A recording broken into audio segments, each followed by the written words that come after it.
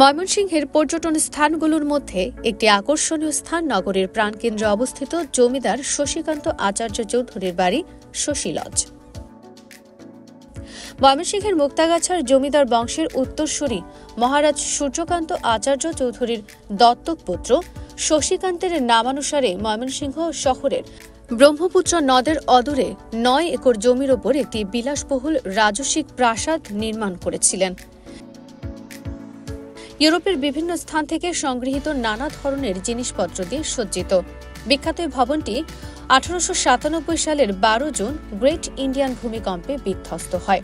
পরে 1905 সালে ঠিক একই স্থানে নতুনভাবে শশী লজ নির্মাণ করেন শশীকান্ত আচার্য চৌধুরী। 1911 সালে শশী লজের সৌন্দর্য বর্ধনে তিনি সম্পন্ন করেন আরও কিছু সংস্কার কাজ।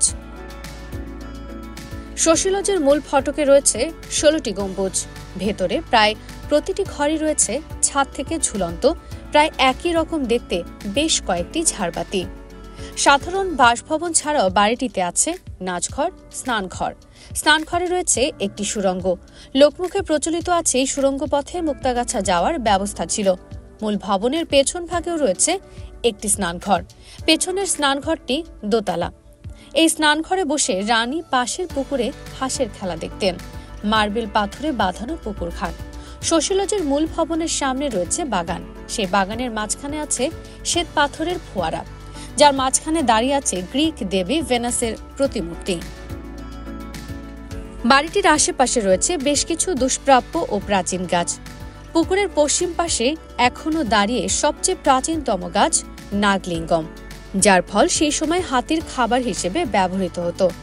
জমিদারি প্রথা বিলুপ্ত হওয়ার পর জমিদারের সব ভবন ও সম্পত্তি সরকারের খাস জমি ও ভবন হিসেবে ঘোষিত হয়। স্থাপত্য গঠনশৈলীর কারণে 1989 সালে সংস্কৃতি বিষয়ক মন্ত্রণালয়ের আওতাধীন প্রত্নতাত্ত্বিক স্থাপনাটিকে পুরাকীর্তি হিসেবে ঘোষণা করা হয়। পরবর্তী সময়ে 2015 সালে মন্ত্রণালয় প্রাসাদটিকে পুরাকীর্তি পর্যটন স্থান হিসেবে ঘোষণা করে। এর আগে এটি সরকারি টিচার্স ট্রেনিং মহাবিদ্যালয় হিসেবে ব্যবহৃত হতো। 2019 সালে রাজবাড়িটি জনসাধারণের জন্য খুলে দেওয়া হয় এবং ভবনের কয়েকটি কক্ষে প্রত্নতাত্ত্বিক কিছু জিনিস সংগ্রহ করে জাদুঘর তৈরি করা হয়। রাজমহলের মোট 18টি কক্ষের মধ্যে 3টি কক্ষে রাজবাড়ির পুরাকীর্তি, রাজার ব্যবহার্য জিনিস, আসবাবপত্র সংরক্ষণ করে রাখা হয়েছে। দেখতে পাওয়া যাবে হাতির দাঁতের তৈরি সোফা, মার্বেল পাথরের টেবিল, গন্ডারের চামড়া থেকে শুরু করে মহিষের শিং, হরিণের শিং, জমিদারের ব্যবহার্য পালঙ্ক, শ্বেতপাথরের মূর্তি, হাতির মাথার কঙ্কাল, হাতির চোয়ালের কঙ্কাল, ছোট বড় নানা ধরনের অস্ত্র, তলোয়ার, চাকু, দাসহ আরও ঐতিহাসিক পুরাকীর্তি।